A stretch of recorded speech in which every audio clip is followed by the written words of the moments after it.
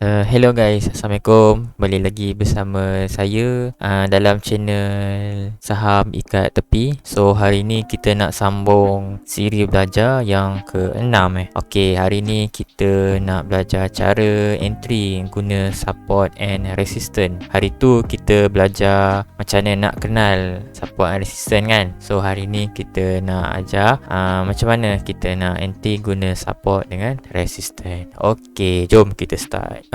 Kita kena tahu 3 benda. First adalah marking zone SNR dulu. Lepas tu cut loss atau stop loss. Yang ketiga adalah entry dan exit market. Exit market ni yang paling penting, yang ramai orang tak ajar, walaupun simple je. So kejap lagi saya akan cerita. Okey, macam kita tahu, support adalah lantai kan.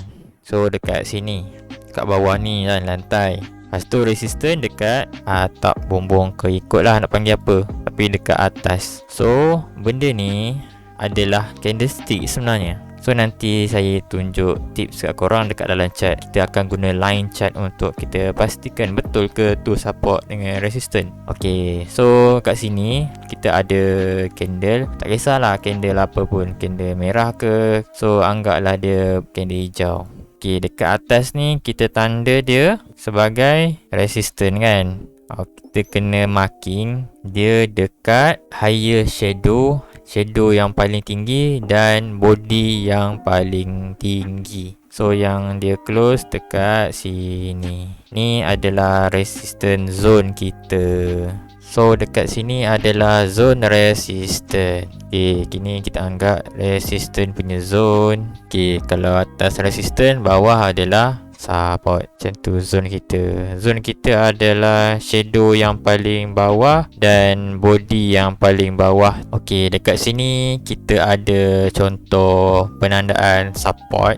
Ni support lantai kan. Kita akan tanda dari shadow paling bawah hingga body close dekat bawah. So siapa yang tak tahu buat rectangle boleh tengok video tutorial saya guna trading view. Macam tu, macam ada dua candle macam ni. So kita nak ambil yang shadow yang mana? So kita ambil shadow yang paling bawah. Kita akan tanda zone dia. Untuk yang marking kedua, ini yang paling bawah. Candle yang hijau ni yang shadow paling bawah. Kita ambil shadow ni sebagai zone kita. Lepas dah tanda zone apa semua, kita kena tahu pula risk kita. Okey, contohlah dekat zone support yang kita tanda ni pun dah 5% kat situ. Dekat bawah ni korang kena letak lah berapa yang korang boleh loss. Sebab dekat sini dah 5%. So kat sini korang nak tambah berapa untuk kasih dia bernafas sikit. Okay, kat sini kita tambah lagi 3%. Sebab kadang-kadang dia boleh cocok sampai bawah sikit. Tak boleh ambil ngam-ngam dekat shadow ni. Okay, dalam 3% macam tu. So saya letak untuk newbie dalam 3 hingga 5% cut loss. Yang baru nak belajar ikut je lah. Okay, korang yang dah biasa dalam market, korang boleh kecilkan risk zone korang. Pada habis tengok, okay, stop loss dah ada, kita dah ada trading plan. Okay, risk zone kira siap-siap. Contoh kat sini 8%. Kalau aku loss pun aku tak kisah. Macam contoh macam tu lah. Dia turun macam ni, macam ni, tu turun dia touch kita punya zone. Dia pun main berdebar-debar dalam tu. Lepas tu price pun naik, hati pun berbunga-bunga. So ini adalah basic entry untuk support. Okay, untuk resistance pun sama. Cara marking dia adalah kat shadow paling tinggi dengan body paling tinggi.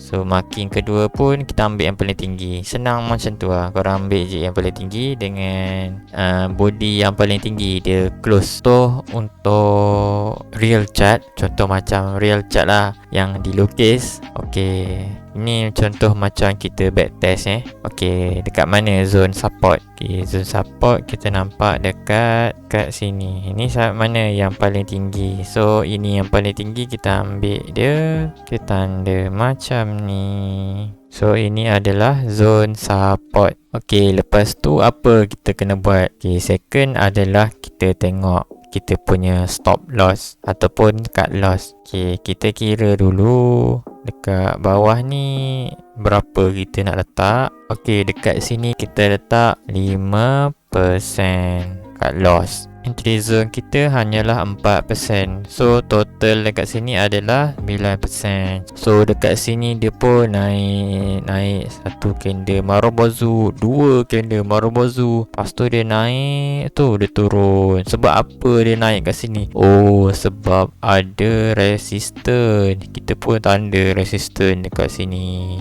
Resistance zone. Kita pun jual dekat atas ni. Masa price sampai sini, dapatlah profit. So macam tu lah konsep dia dalam lukisan saya ni. Okay, untuk lebih faham, jom kita tengok chart. Okay, dekat sini kita ada contoh chart. Okay, untuk newbie, saya sarankan korang guna line chart. Okay, line chart senang nak guna sebab dia tajam-tajam macam ni. Korang boleh tanda je. Korang tanda garisan lurus untuk support. Lepas tu untuk resistance adalah dekat atas yang tajam ni, yang paling tinggi. So ini adalah resistance. Tanda je dulu macam tu. Lepas tu kita tengok balik dekat candlestick. Sini adalah body. So betul kita ambil, kita letak dalam zone kita kat shadow paling bawah. So yang ni sebenarnya shadow sebab dia gap down, dia jadi body ke atas. Paling atas kita ambil paling tinggi. So dekat sini adalah zone entry support atau buy. Ni adalah entry resistance ataupun sell. Okay, dekat sini kita dah ada zone. Kita kira risk dia. Okay, first kita kira zone dulu. Zone kita berapa? Zone kita adalah 1.3. Tak pun korang nak kira semua terus boleh. Tengok semua berapa. So ini adalah tip saya. Kalau korang ada nampak satu lagi dekat line chart ni yang tajam kat bawah ni, yang terdekat, yang dekat gila dengan support entry korang, macam ni, korang tengok dia macam tu. So korang tanda juga. Risk ni korang kena letak lebih sikit dari zone entry point korang ni, sebab kita pun tak tahu kan price akan pergi sini. Sebab kadang-kadang dia tak sampai pun sini, dia boleh touch kat sini, dia go je terus. Dia boleh jadi macam-macam. Sebab market ni dynamic, dia bukan fix dia bergerak mengikut suka hati dia. Ni adalah pengalaman lah. Sebab tu saya suruh backtest. Okay, sini adalah zone kita punya risk. Okay, kita ambil bawah sikit daripada entry zone kita. So kita ambil zone yang sini. Zone sini kita ambil sebagai dia punya aras untuk kita letakkan stop loss ataupun cut loss kita. Kalau saya akan entry kat sini juga, sebab kita tak tahu yang price pun nak pergi kat sini. Kira risk kita dah kira 8% total. Lepas tu kita decide entry. So kita akan masuk dekat sini. Kita expect dia akan masuk zone ni. Zone ni kita pun buy kat sini. Kita buy, price pun turun. Takut lah time ni nak tutup. Tapi risk zone kita dekat bawah. Untuk kira reward, kita punya risk ni mesti balik modal lah. Contoh 8, dia kena 8 juga kita kena dapat. At least 8. Macam tu. Ni adalah cara kedua lah, selain korang boleh entry dekat resistance. So kalau nak ratio 2, kita cari 16. Sebab 8, 16. So dekat ngam-ngam. Ngam-ngam dekat sini 16%. 1 ratio 2. Macam tu untuk kira kita punya reward berdasarkan risk and reward ratio. Korang boleh pilih nak 8 juga ke ataupun 16. Kalau untuk newbie, ambil je lah 1 ratio 1. 8%, 8%.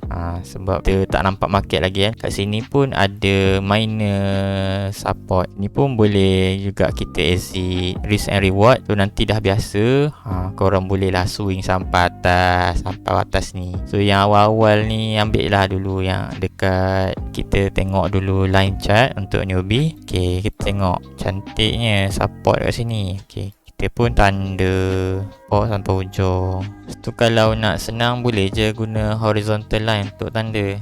Senang sikit nak tanda sebab dia dah straight. Cuma saya suka guna trend line. Ikut korang atas keselesaan masing-masing. Okay, kita tengok ada support dekat sini. Yang yang tajam. Lepas tu kita cari resisten yang paling tinggi di sini. Okay, kita dah ada resisten dengan support. Lepas tu kita tengok candlestick balik. Okay, candlestick kita punya support zone adalah dekat bawah ni, shadow paling bawah. Okay, dekat sini kita punya zone resisten adalah paling atas. Ini adalah zone support dan sini adalah zone resisten. Okay, kita dah ada marking. Okay, kalau yang nak cantik sikit bolehlah letak rectangle ke macam ni.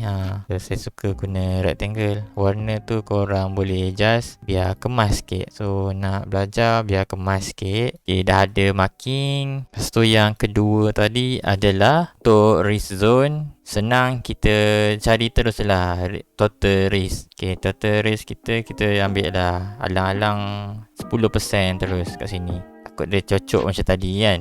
Okay, untuk risk zone kita ambil je dulu lebih sikit daripada zone. Mungkin 10 lah senang. Okay, 10%. Kita punya entry dekat dalam zone support, kita expect dia akan naik dekat zone resistance. So zone ni kita akan jual. Kalau korang nak risk and reward, ni 10% kan, korang ambil je dekat sini. Ni adalah 1:1. Kalau 1:2, 20% kat sini. Oh, ngam.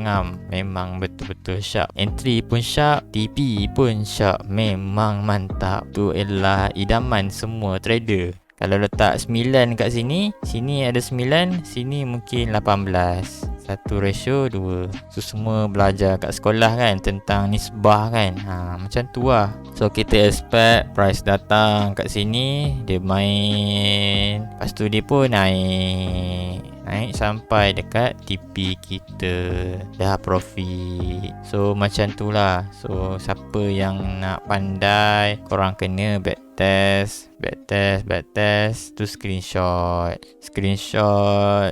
banyak-banyak sampai 100 ke 200 ke. Carilah counter. Kat Malaysia ni banyak counter yang boleh kita trade. Korang training kat situ, backtest dulu macam ni, cari support, cari zone resistance, buat banyak-banyak. Nanti insyaAllah korang boleh nampak market walaupun korang tak pernah nak entry. Kita boleh cari pengalaman dengan backtest macam ni. Kita cari market pernah buat apa, dia buat apa. So macam tu Orang yang masih newbie, please korang kena banyakkan latihan untuk korang berjaya dalam dunia trade.